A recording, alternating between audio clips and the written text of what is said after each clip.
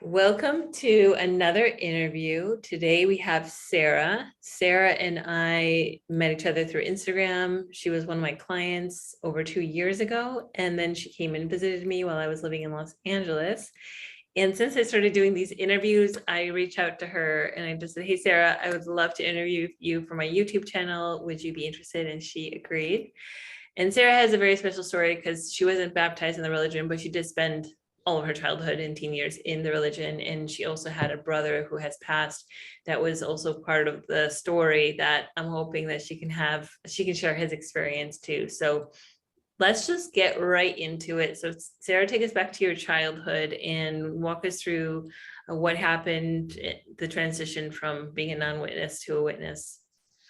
Sure. So I was raised as a Jehovah's Witness, and a little background. My father was born into the religion, and my mother converted when she was 19. She was Catholic, and then she converted to be a witness.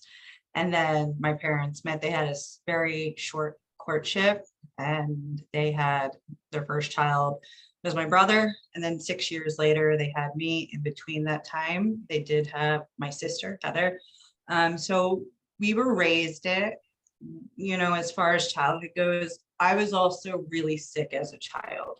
So for about almost 2 years, I almost died of pneumonia twice. So I was going to doctors and blood work. So it's interesting, not like to see what was wrong. Clearly, I wasn't getting any transfusions or anything, but so my childhood was shaped by that. And then shortly after I got sick or started to get better, my mom finally then asked for a divorce. And part of the issue is my dad worked a lot. My dad was a union carpenter. He built the casinos. There was a lot of pushback from the elders to not do that work because of the gambling aspect. And then he also sold fire trucks on the side. So he was just busy. He was providing for a family of five, 3 kids. And, it is interesting. I mean, we had family vacations. We went to Vermont for like 3 or 4 winters in a row skiing. And so there was definitely some nice aspects for sure, but my parents, their marriage just started to crumble, and the arguments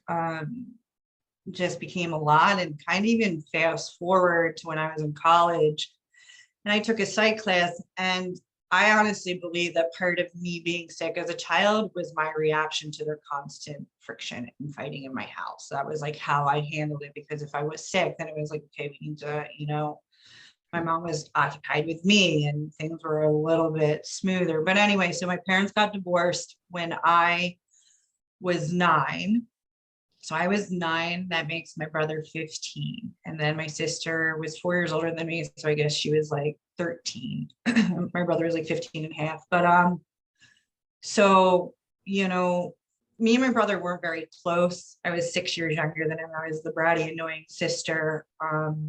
But yeah, so my parents got divorced. I guess shortly after that, my sister decided to go live with my dad. My dad stopped. Once my parents got divorced, that was it for my dad. He stopped going to meetings, and I don't even know if my dad has been formally disfellowshipped. He just stopped going, which is hard because his parents were heavily involved. I mean, they gave a plot of their land in North Jersey for the Kingdom Hall. So my dad, his childhood sucked because Kingdom Hall was literally 10 steps away. And so there was resentment from his childhood, but then it became really resentful. I mean, he blames everything on my mom and just that situation. But so my sister then moved in with my dad, and then my brother was, I guess, he was in high school, and my sister left when she moved in with my dad. So then my brother was in high school and he didn't want to do it. I mean, it sucked. My brother was good at baseball. My brother was good at golf, but you're not allowed to do sports as witnesses. And, so he started, I guess, acting out, and just didn't want to go. And even to kind of bring up, he, during that time of my parents' divorce, and I guess it was a very hellacious divorce. And I, was not anywhere near amicable. And I think within that time, my mom reached out to other male witnesses to kind of, and, So my brother never really came out and had like a full-on discussion with me about it. But he would, sometimes drink and talk about like inappropriate behavior of, I guess if he's 15, say 18 to 21-year-old, the brothers that were like hanging out with him. And, not that it makes a difference. All of those brothers are no longer in the religion. Some of them are gay. It just makes for a lot of unanswered questions because my brother is no longer here. So, that was that. My brother left. I'm now the only one with my mom. So I guess I spent like 5 years where it was just me and my mom. And, When was I the guess first time your brother, I'm sorry to backtrack here. When was the first time your brother actually spoke to you about this? You said that he would drink and he would talk to you about this. So at what I age? guess I would say that I was 20, so he was 26, and when he was 26, he actually just got married, and he was with her, my sister-in-law Carrie, for 6 years. So, again, it's just, and there are talks again, like you hear these things, and I guess just my viewpoint, because I'm not my brother, like how am I going to speak out for him? Like, apparently he had a conversation with my mother about it. He mentioned again a memory that he was in the car and he told her, and she pulled to the side of the road, and I guess my mom, she's a little, like, I guess, delusional to the fact, and a lot of witnesses are, like, she was like, well, we can do something about it, like people are getting compensated. Like, that doesn't heal what happened. It doesn't negate what happened. It's just, it's forever something that is planted. And when you're a witness kid and you're just so drastically different, and as all children, none of children want to be different, you want to be liked and accepted. And when you're being pulled out of the classroom for birthday parties, or holiday parties, you're just the odd one. So yeah, I wasn't until I was 20 that. Okay. So what was your reaction to him? Were you just kind of speechless? What kind of? I was speechless, and you get angry, and more so you get angry to the fact that, like, there's just such a facade. Oh, well, I mean, even in the congregation that I went to, there was an elder son that, again, it's not a rumor, but I mean, I didn't hear it directly, but an elder son, like, raped a girl at a convention. Like, there's just a lot of, like, sticky things. And when you go to your parents to kind of question that, well, that's hearsay, and it's just like, and all this stuff, so it makes it just for a very odd childhood. You just always kind of feel out of place.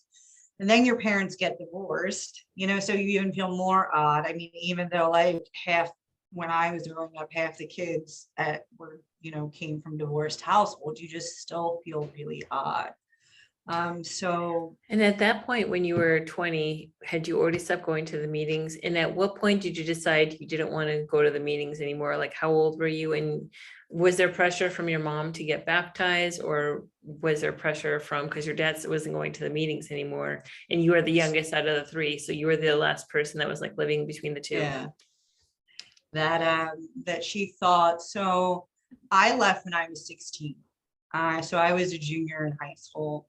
And, like, the catalyst for, like, me, like, I didn't want to go, but I kind of just did it to, like, appease her, to, like, not rock the water, so to speak. So when I was a freshman and a sophomore, I did marching band in high school. I did the color guard, so the flags and rifles.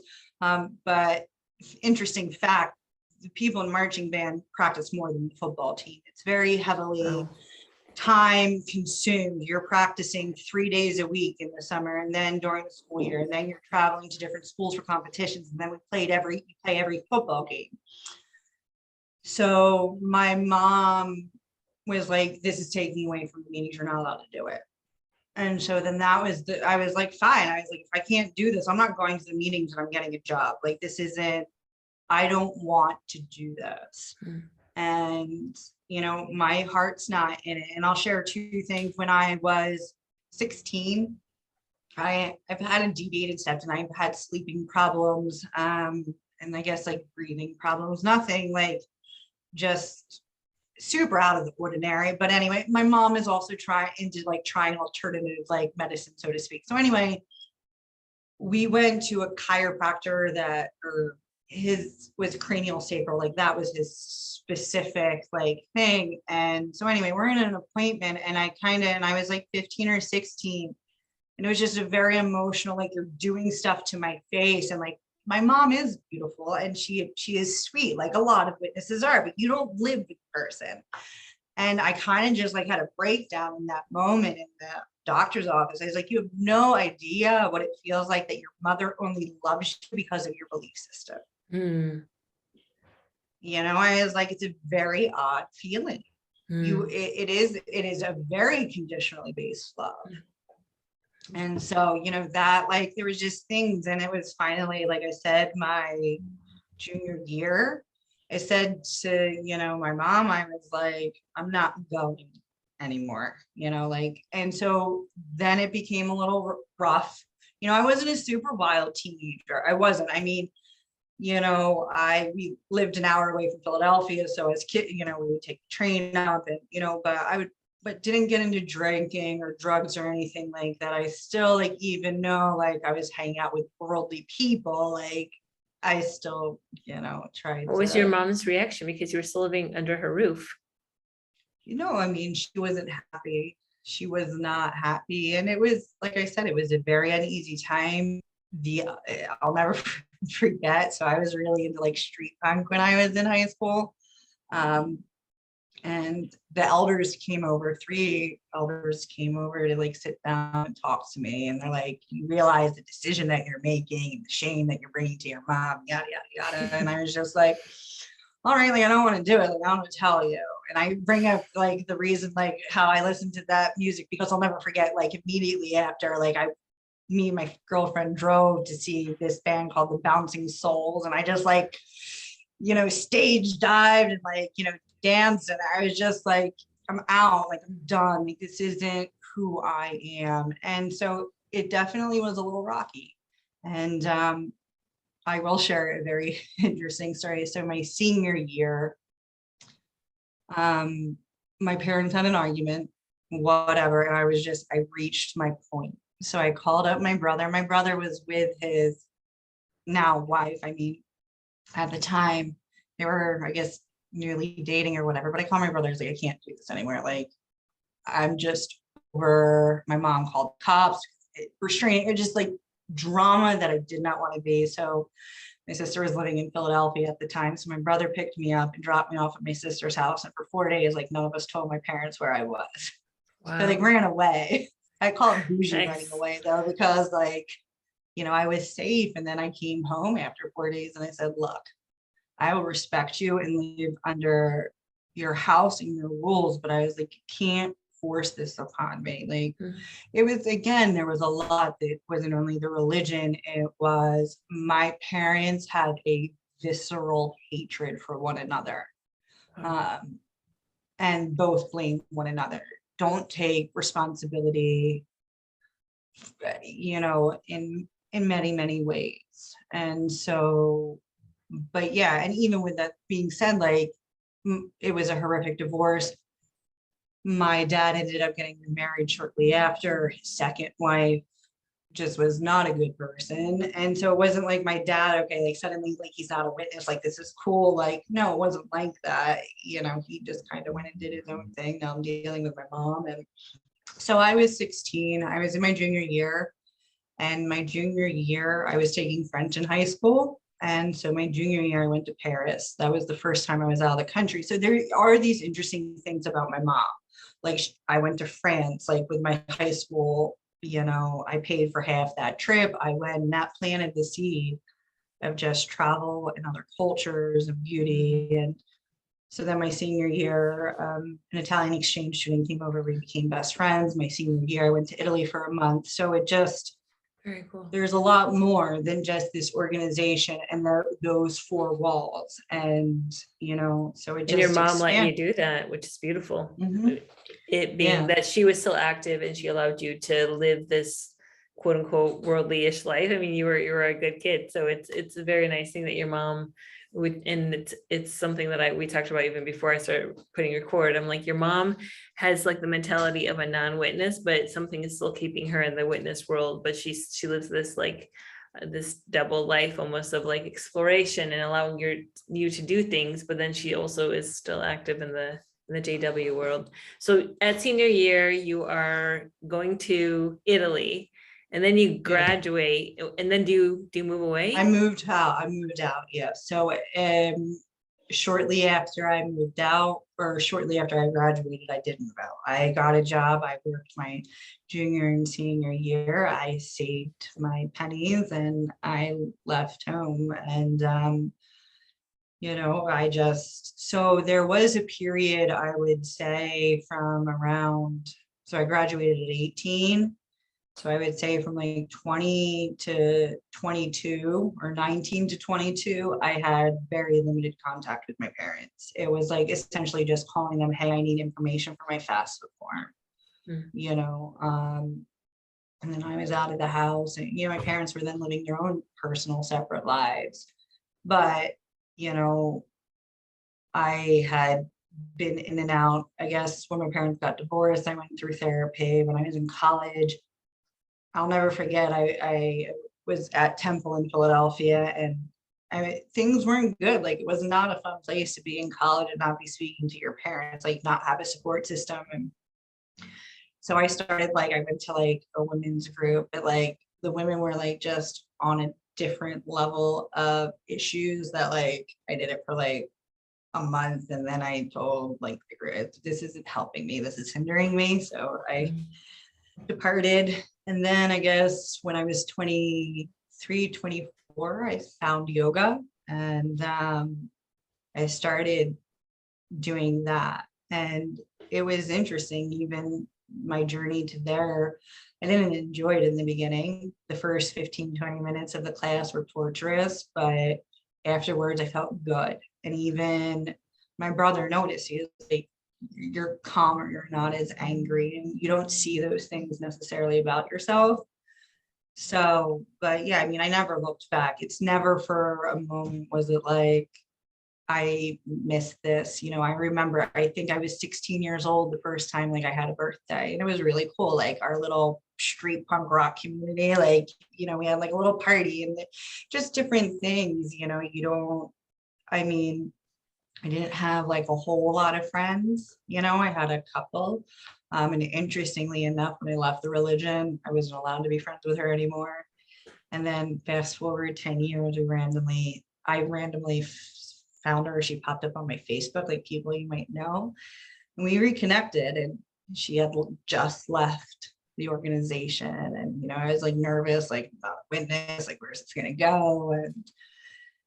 But yeah, you know, you're you're just in such a bubble. And I guess even backing up, like my mom has a sister, my aunt, and my aunt and uncle never had children, and like they lived in New York. My uncle like was a musician, like in his free time, and like they were just very, my aunt was very into art. So I was also exposed to that. Like there's people that just live vastly different lives, and it just I've just, I guess, been a curious person, and I went and explored other Different things. ways of living. And And and I between, never. Mhm. I'm curious, between you and your sister and your brother, did any of you guys want to go back to the meetings or felt any kind of guilt or anything like that? And did your mom ever No. pressure you to go back to the meetings or come back to Jehovah? Or did any of your old JW friends reach out to you, your brother or your sister, which I know you're not the closest to, but Yeah, no. As far as, you know, eh, my mom, like, she knows now that, like, I mean, again, it was my late 20s and we had to have a raw conversation. I said to her, I was like, look, I love you and I want you to be in my life. But if you feel the need to still talk this way to me and about these things, and like that, then we can't have a relationship. Like, I don't want to hear about this. Like, that's great that that works for you. And again, like, I'm very much just a thinker. Nothing is surface for me. I'm very much, everything is about depth. And, I like questioned my mom. I was like, your mom raised all of you. She was one of three as Catholics. None of you are Catholic, and supposedly, like, even talking to my aunt, like when my mom converted, and my mom's even said it as well, like my mom is not happy. Like, who are these people? What is going on? And, but it takes, even pausing there for a second, you look at your parents when you're a little kid in your first years and you think of them as your hero, and then you start to grow. And then as an adult, when you start to work through your own stuff, you realize, like, these people got married young, or not these people, a lot of people get married young, whether you're a witness or not, you get married young, you don't really know who you are. You haven't done any type of like self-exploration. Now you're in a marriage, you are now responsible for a child, a mouth to feed, and you just kind of get wrapped up in that. But I kind of even lost my train of thought where I was going with that. I guess they didn't have any, oh, that's where I was going. My grandfather was in World War II. He had his own traumas. My grandfather had a very hard childhood. My mom was first generation. She dropped out of school when she was 18 and she went to work. When my grandfather came back from the war, he was not right. But my grandfather loved music and he played instruments. My brother, or my mother, and her siblings, they were in a family band. They were playing BAs in high school. So there was like this interesting thing, but they had their stuff. My dad's parents were Baptist. In fact, so my dad was actually a mistake. His mom got pregnant, I think, at 43. She didn't think she didn't think she could have any more kids. It kind of just like, I guess, an oops. But he had a sibling that was like 16 years older than him. So there was a huge age gap. And that oldest sister, Aunt Betty, was the one that started studying. And like my grandparents knew witnesses, but she was the one that pushed for it.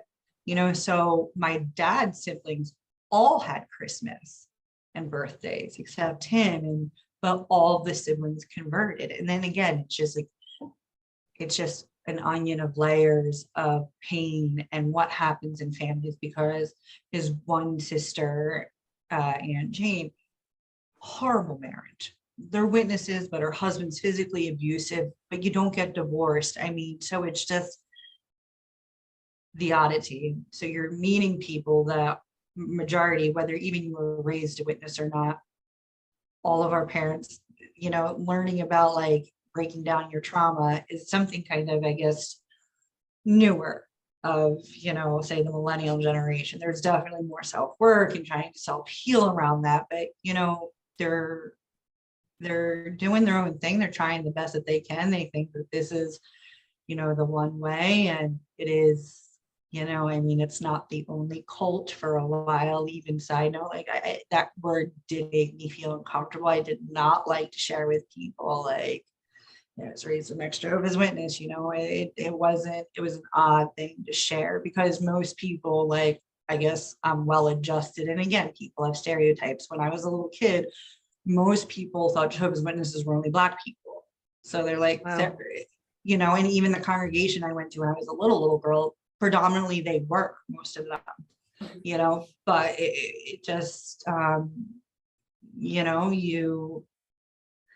it's just very odd to have that strong of a belief system about anything. And I guess as I've grown older, you gain more wisdom that there's so much that we don't know. There's so much out there. So like, I just find it very arrogant to be like, this is the one truth. That's also like another trigger where like the truth, like, what are you talking about? The truth? Like, there's a lot of people's truths, and how about your own truth? Yeah, and your truth isn't someone else's truth. And exactly, we are like these complex beings. And but yeah, it's, I mean,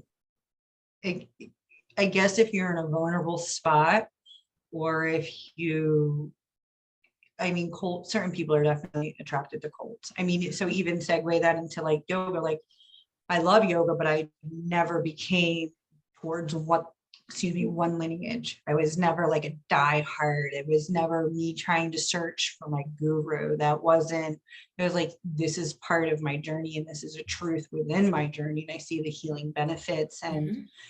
Yoga opened up my eyes to the fact that the basis of the practice is breathing. If you're just doing the physical practices, you're not doing yoga. So I get really opinionated about what it's become, and that's fine, but it's a breathing practice. So to start to feel your body, you settle down into feeling your breath and feeling it on the energetic level, like there's so much more to like how we can go inside our bodies. And like no religion teaches that. Like something as simple as your breath. So yeah, Actually, we were taught completely contrary being a Jehovah's Witness.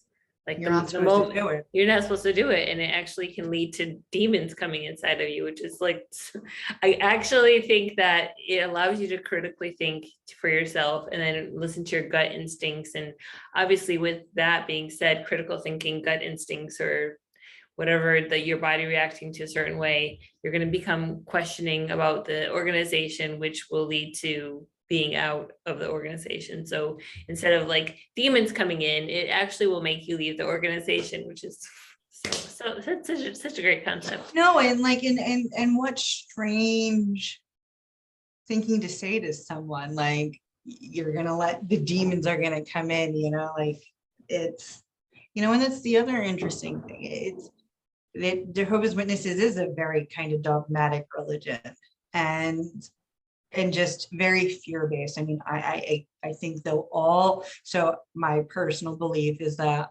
all religions have an aspect of being a cult. There's definitely Absolutely. there's a Absolutely. range, and they're all based in fear. Mhm. Religion is more based in fear, and so you have that side of it. I will say that I think the reason why people are religious, it gives people a sense of community, and that I can get down Absolutely. with, and I've always said that that's why religion does make sense. But when it becomes this divisive, my beliefs are right and your beliefs are wrong, like there's no tolerance. And currently where we're at, there is no tolerance on this planet towards any other type of thinking if it's opposite of your own. That's a very dangerous place to be in. Absolutely. So there's this disconnect of when you left, you went off to college and you did your own thing, you were working, and then your mom got married to this guy that she was married to for almost 19 years now, Yeah. that just passed. And I know now your mom lives with you and you just moved. So you had all this time away because you moved out when you were 18, and now you have her in your life now over 20 years later. How has it been like? Well, and even, with that, so my brother passed away 6 years ago. You want to And talk my about that a brother, little bit? so my brother built beautiful custom homes along the Jersey Shore. And unfortunately, he had an accident while he was on site of one of the houses, and it ended up to him falling over 12 feet and he shattered both his heels. And the doctor at that time, I definitely, even there's so many stories within that. I was living in Florida at the time. I just moved to Florida when he had his accident, and the doctor wasn't humble enough. My brother should have been medevac to like Penn or Cooper. So my brother has this accident, and unfortunately, long story short, he loses his ability to walk. He is now wheelchair bound, and he's essentially losing his business. Like he was the main worker, even though he was the foreman on the job. Like construction business, unfortunately, it's hard to find good help, reliable help. And so it was a very tough 2 years. And then my brother passed away in a very, very random way. It's like picking the right words, in a very, I guess, even kind of an auspicious way, his passing. because my nephew has found his dad essentially. And my mother had texted my brother to find out if he had a basketball game that night. And my nephew picked up and was like, Daddy's on the floor, I'm scared. And so my mom lived 5 minutes from my brother and rushed over. And my brother was gone. And in that interim, she had called me. Well, I lived 25 minutes away, but I randomly, but not randomly, was in my brother's town. No one knew that. And so How old was your I actually, nephew when he found he his was father? 8. He was 8 8. years old, finding his father. And how old was your brother when he passed? He was 38. So my age. So it's Wow. what my current age. Wow. So I randomly, but not randomly, the quickest street for me to turn on to get to my brother as fast as I could was the street, the childhood street that we were raised in, where we spent the majority of our life before my parents got divorced. And it was just a very surreal, feeling. And then, dealing with that, my mother's views, and again, just very tender and angry time. My sister went off the deep end. It was just like, and here I am, like, my brother essentially was like the closest family member that I had. And so it was just a very, very hard time, let alone, like, obviously I feel for his wife, and more so obviously the biggest people that were impacted were my niece and my nephew as children. And so I bring that up because that also kind of shifted things. There was, again, like, kind of like raw conversations, with my mom. She wanted to, like, do something like acknowledging the witnesses, and I'll never forget, like, standing in the funeral home, and I'm like, not just like getting things together. I was like, Mom, when you die, I will respect your wishes, even though I'm a witness, not a witness. It's like, he was not a witness. You have to mourn this with that religion you have on your own. But it's not appropriate to do anything or think, if you want to do something separately, that's on you. But, my brother did have a lot of darkness from the religion. My sister had a lot of darkness from the religion. You do see that adult witness or ex-witnesses. I mean, there is definitely a lot of darkness. There's a lot of hurt. There's a lot of trauma. There's a lot of abandonment on so many levels. You look Absolutely. at your parents, and so that's the other interesting aspect. And regardless of whether or not you're a witness, is that when you go to have kids, especially with men, it's something that I noticed, like, when my brother became a father, it's suddenly like, how in the world could you let me be exposed to this?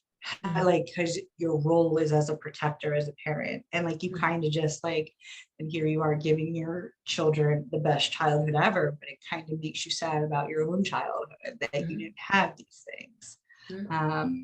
And you mentioned that your mom tried to bring some type of JW stuff into the funeral of your brother. What did that look like? What did that entail? I think she wanted to have a service there. And At the I Kingdom just Hall. at the Kingdom Hall, and I just, I nipped it in the bud. I said, absolutely not. Like, this is not, it's just not appropriate. That my brother's passing is not a direct result of, clearly, of being an ex-witness or being raised in it. It definitely added to, like, him functioning as an adult, and so again, they're just like a lot of hurt, and just a really, like, hard time. So within that time, though, too, again, like, my sister, and so my sister is an very interesting entity of herself, like, and just pause real quick, just it's interesting how you see, like, you make decisions, but like how you're so similar, like someone, but you don't want to think that. So my sister left the organization. She was the first one to leave, and then my brother, then me.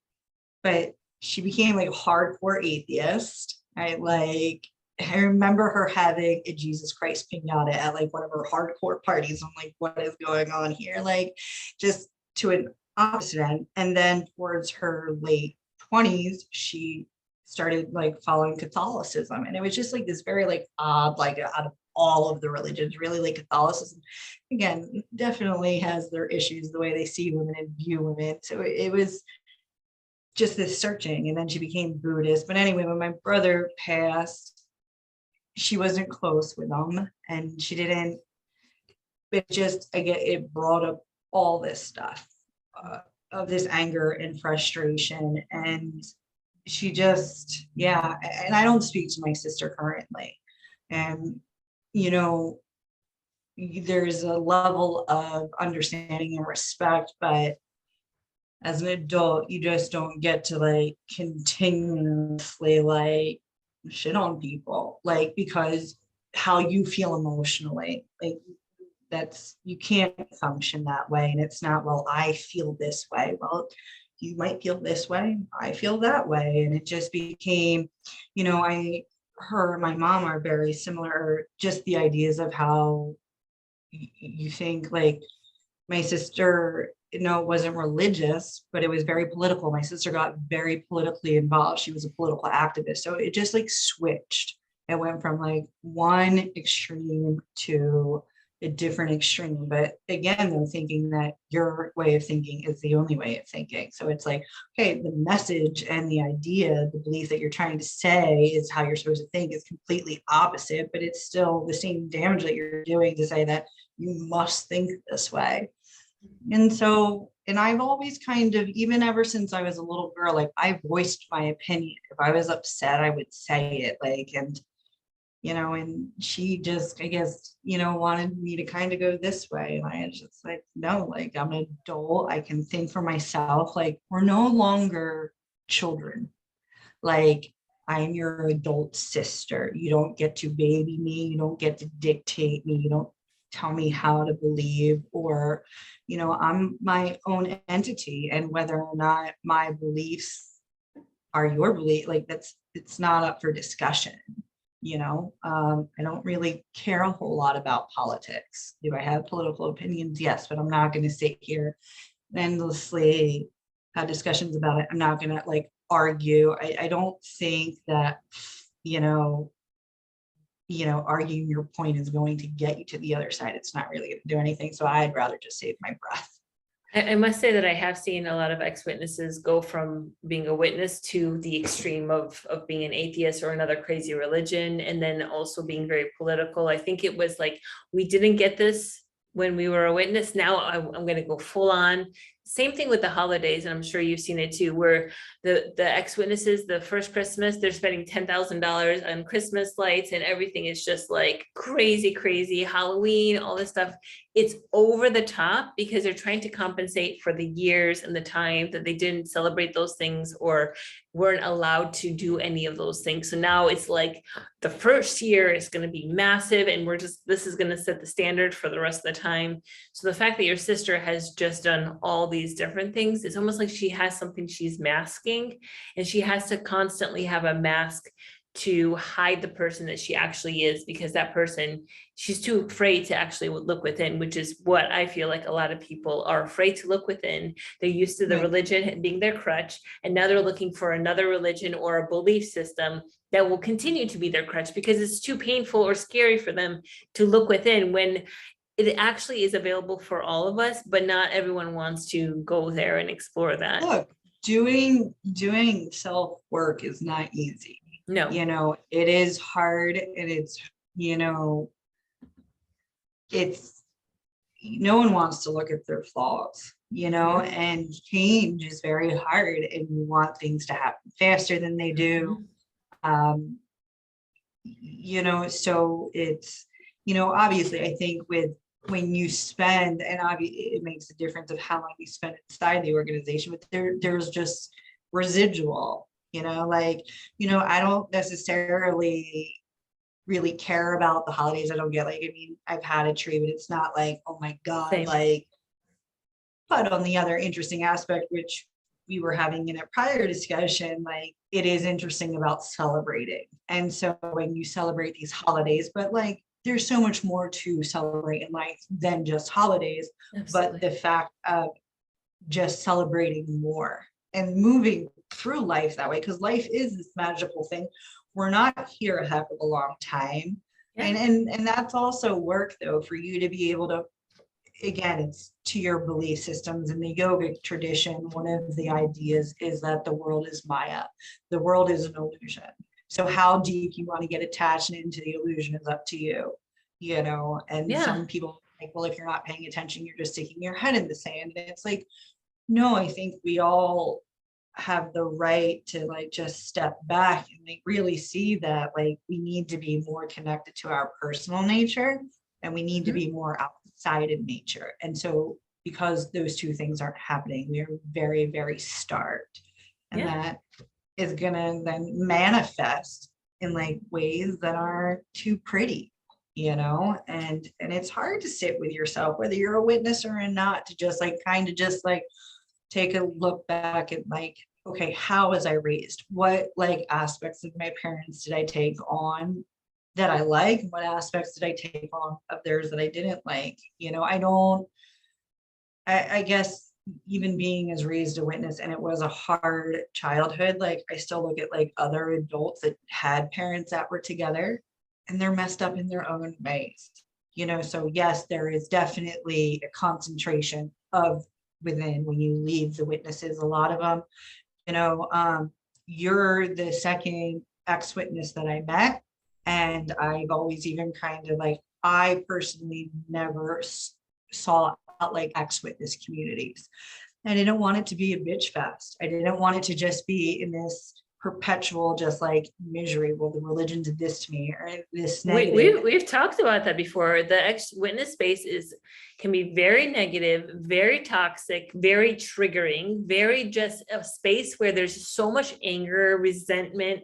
And I personally, that was part of my past. I left that way back. I do not want to revisit it. And the only reason I share this with you is the reason why I'm in this extra witness space is to bring a different mindset, a different aspect of, hey, we can actually move forward from that anger and that disgust of the religion. We're allowed to let it go. But we are allowed to. Actually, you're encouraged to do that. It's so important because you are not going to move forward if you're just hating, dwelling, playing the victim role. It's not a place where you can grow. You got to release yourself from those shackles, because Absolutely. otherwise you're still on, and like you might not be in the organization, but it's still controlling the aspects of your life. Absolutely. And look, it is, and again, it also depends on, there's always going to be variables to how involved you were. You know, like I wasn't heavily involved. I wasn't a pioneer. It wasn't like I had this big social group. Now, granted, when my parents did get divorced, so my dad got a lot of backlash because all of his family was witnesses. But like, even when I was still kind of studying, like I wasn't close with any of my witness cousins, you know. And but yeah, it's, you know, you want to move forward, and it's not to just again turn a blind eye to the past or stick your head in the sand, but we are allowed to free ourselves of that, you know, and we're allowed to create a happier life without it. And also understand that there's going to be these moments where we are triggered, or that we are especially sad about it. You know, there is ebb and flow, but you can't, you know. So my dad is very bitter, and very much a victim mentality of being, you know, married as a witness, raised as a witness, just the crappiness of the religion. And you know, and even in my brother's, like last month, he was watching a lot of like YouTube videos of all this historical stuff of why the witnesses were wrong. And I just said, Jesse, like, I don't really care about the historical part of it. Like, we lived it, and intuitively we knew that this wasn't wrong. I don't have the desire to dissect the Bible and be like, they're wrong on this account, this account, this account, this account, this account. I mean, because again, I look at the Bible as a book of mythology. It's not like this end all be all. Right. You know? Exactly. But so you fast forward. So that, you know, happened, and, you know, mourning the loss and navigating my brother not being here anymore is definitely, it's hard. You know, I definitely had moments that I really, really miss him. July is, I like to say, a tender month for me because my brother was born on the 4th of July. I'm the 9th of July. His son is the 18th of July. Mm. So you just, you know, you naturally, you miss him. I mean, I miss him, but it's, he still will come, so being even religious, like I'm very, even though I'm not religious and I am one of those people, I am very spiritual. To me, there's a lot of energy that exists out there that we have no idea. And I'd like to say that, my brother and all people that cross over to the other side, they send us little messages in interesting ways. And, so I always even share with my niece and my nephew, I was like, yes, daddy's not here, but, energy doesn't die, it just changes form, and how to navigate. And I will like to say, I mean, they're two very well-adjusted kids. I mean, considering everything, I mean, their mom is a rock star. Kids are very loved, and, they're doing exceptionally well considering a heavy tragedy, and it's just like, it is funny even talking about my childhood to them because they don't go to church. And, and my sister-in-law was like, I'm going to discipline you. I'm going to make you go to church. Dad had to go to church like 3 or 4 times a week. Like, what? Like, my mom does not, there's none of that conversing about the kids about religion or anything like that. So, but so that's that. And yeah, so now if you fast forward, me and my mom just moved in together. So Yeah, 20 years later, you guys weren't living together, yeah, and 20 now years it's later, been 2 months. You guys have been living a together. month. I've been here a month and a half. She's been here for Month 2.5 months. I've been here for a month and a half. Okay. And she's still And again, active. She's she active. is. Okay. Yeah, she's And active. now they're actually back at the Kingdom Hall. And has there been any kind of talk about the Kingdom Hall or what they're doing to you, or have you set boundaries? Like she like made a comment about like, oh, which is also just, it's interesting to call everybody brothers and sisters, which we essentially are, but then they coined that term. But anyway, she was like, oh, they would like to meet you. And I said, Mom, I would be fine with meeting them. I was like, it's just the respect aspect. I don't want to talk about religion. I don't need to convince anyone why my beliefs are my beliefs. They're mine. I don't need to defend them, but I also don't need to have any discussion with anybody about them.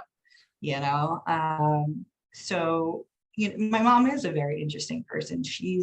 And her and I are definitely like tapped in weird ways. Like even just like, we'll go out and buy the same shoes or like odd stuff like that, which I do consider odd. I mean, she is very into like natural healing and the healing arts and the importance of massage and eating well, and which I'm, into as well. But yeah, I guess, which is interesting talking about the witness and where it currently is. Obviously the big elephant in the room in the world right now was this whole vaccine thing, and to wherever your opinion is, that's fine. But I did, I had a discussion with my mom. I thought it was interesting that they kind of didn't take a stance on it, whether you should or you shouldn't get it.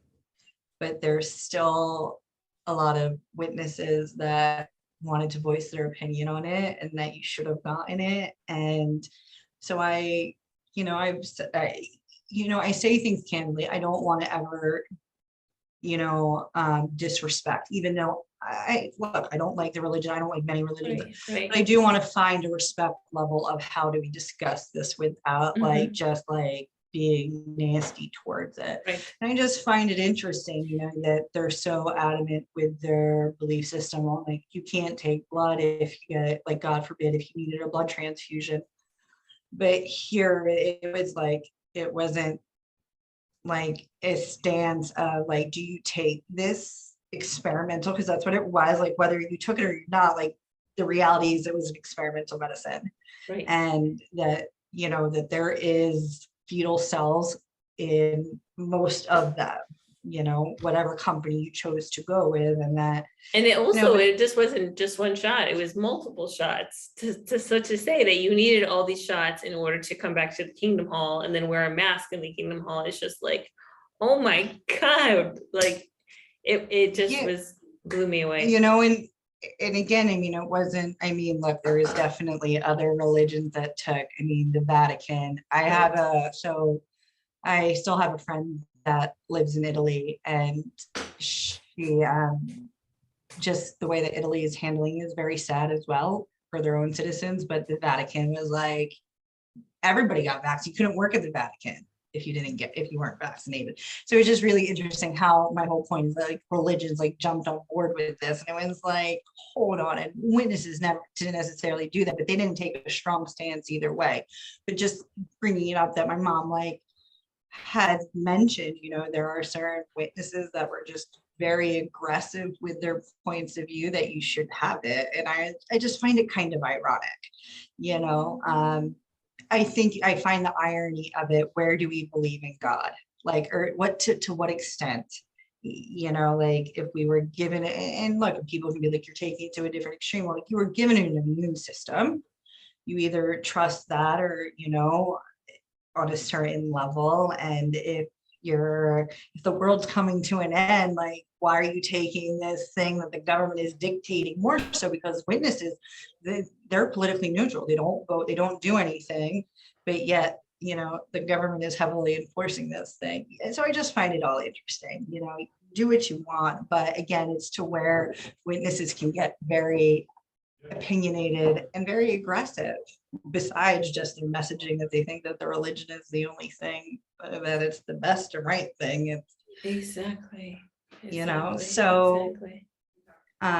but so I mean, like, moving with my mom is an adjustment. And I also think, I through my spiritual practice for myself, I have sat with the fact, I do think it's interesting that that we are living together. I also think that there's a reason why we're living together. I do look at the spiritual meanings behind it, and I think the most radical thing that I can do is love her. Like, because if I shun her the way that, on a certain level, I feel like I was shunned, not to the extent of other witnesses, I'm essentially doing the same thing that they're doing.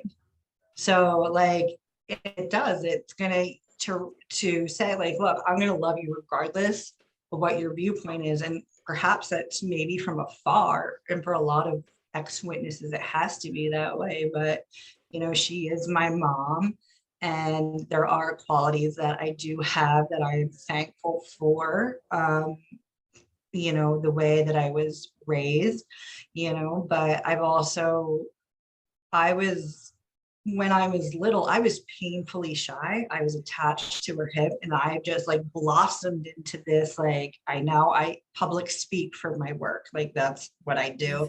I've traveled the world by myself. Like, I've lived a very much different life than she has. And I think than what was expected. I think, like, at least, I mean, we're the same age. So witnesses, a female witness is supposed to like go to pioneer and get married, and I mean, have kids. I mean, I guess word on the street is more and more witnesses aren't having kids. But like, that's your trajectory of what you're supposed to do, and like, that didn't happen. And I think it just finally reached a point where she like, yeah, like, she's just not gonna do it. And again, like, I've been respectful about it. I've said it to her. I was like, I don't want to get into arguments about it. I don't want to like completely bash it. I don't like it, because it goes back to, I think I said to you, like, could have been raised Mormon. I could have been raised an Orthodox Jew. They're both also religions that if you do leave them, that is your whole center, your community, you are shunned. And people that leave those organizations have like an identity kind of crisis. Like, well, where do I fit in?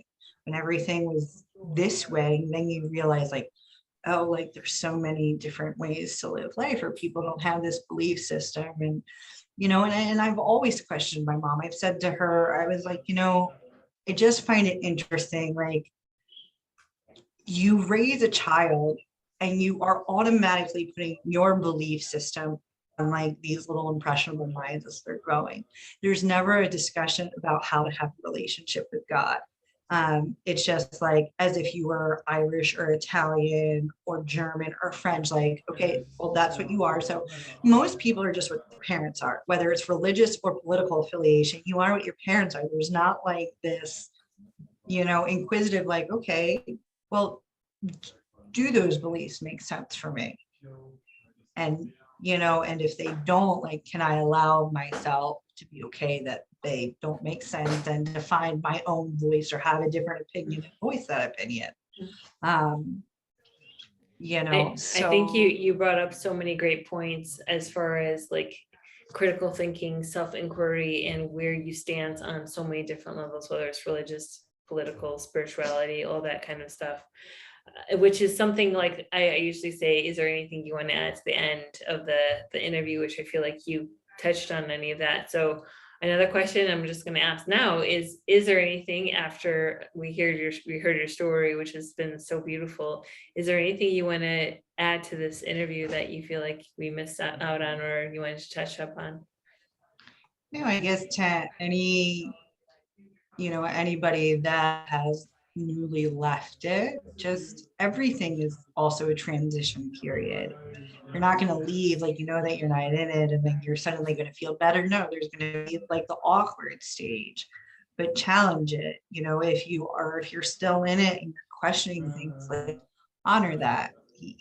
Your body is speaking to you for a reason. It's not the devil coming down and doing like you just like you might see things and look, and that's the other reality. Like even your personal story to me is very heavy and hard.